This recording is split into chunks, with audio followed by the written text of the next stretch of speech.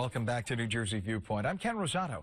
Well, lately we've seen an incredible rise in cyber attacks, and it makes one wonder, what should the average person know about these? Is cybersecurity, in fact, getting to be more and more insecure? If you're a victim of a cyber attack, what should you do? Please join me in welcoming Paul Oster, who's a cybersecurity and credit repair expert who is CEO of the firm Better Qualified in Eatontown, New Jersey. Welcome. Good to have you here, Paul. Well, great to be here, Ken. Well, is it just our perception, or is cyber attacking on the rise? Oh, it's on the rise. I mean, 2014 was the year of the data breach, for sure, and it's going to continue to get worse because we're just that much more connected. You know, now everything's online. Recently, I've been talking about smart appliances, and most people say, what's the big deal if my refrigerator gets hacked? Well, in 2013, 100,000 of those smart appliances were hacked.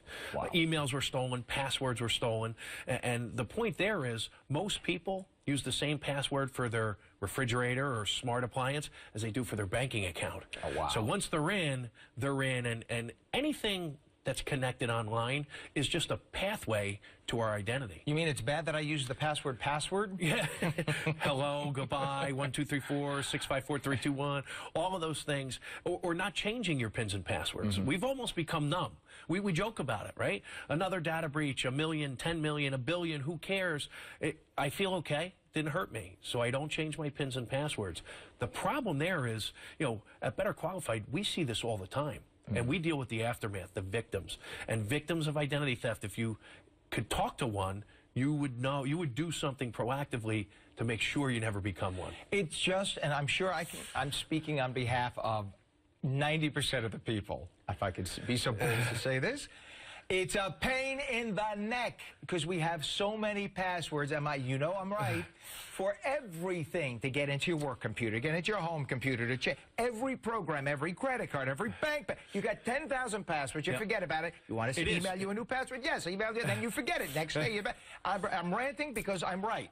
So it becomes so annoying. Yeah. And you got to do it because of these morons who sit in the pajamas in their grandmother's basement and they sit there trying to hack into your credit card. It is annoying, and it's a pain in the neck. But again, identity theft is a pain in the neck, your stomach, your chest, your legs.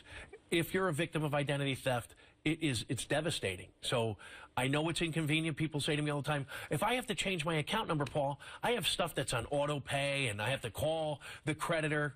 Okay. Is it going to take you 10 minutes? The average person is dealing with the effects of identity theft years after they're a victim. How often do you recommend that we change our pins and our passwords?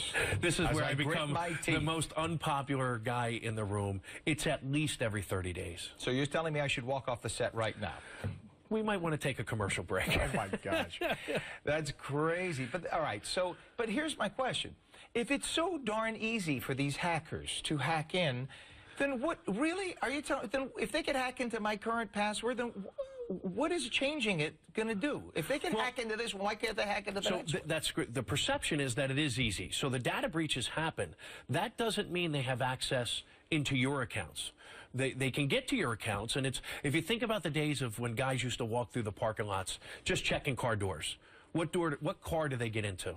The one that's unlocked. Right. So if you haven't changed your pins and passwords, if your password is still password or hello, you're the account that they're going to take over.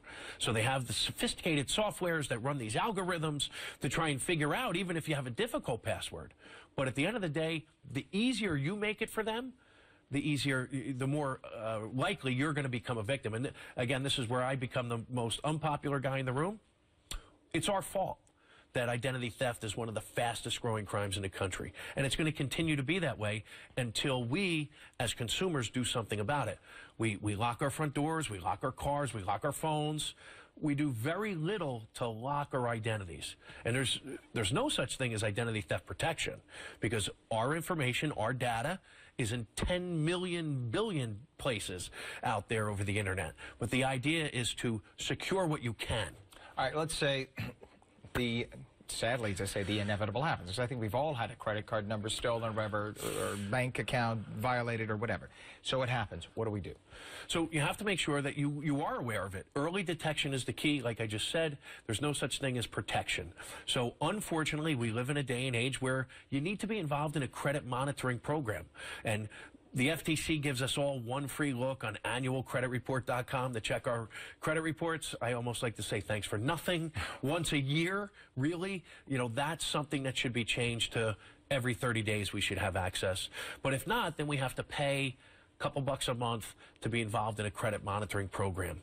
If you see red flags or you know that you've become a victim of identity theft, put a security freeze on your credit reports. No one can access those reports if you put a security freeze without lifting a PIN or a password first.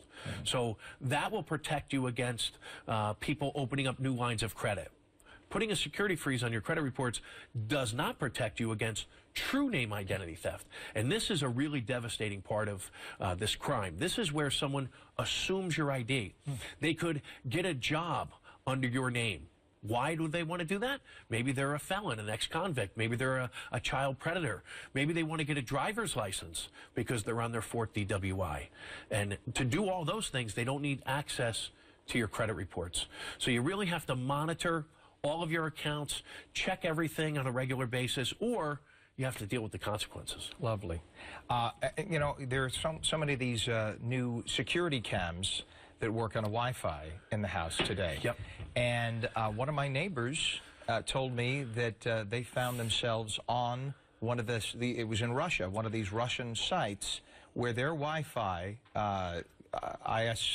whatever it is. Yep, absolutely. So that's also something. Be Baby careful. monitors. Make sure that you have that locked and change the ID on that. We're out of time, but I just want to put that out there. So if you have your... Scary. Okay, we're out of time. I want to thank you so much, Paul Oster, for being here.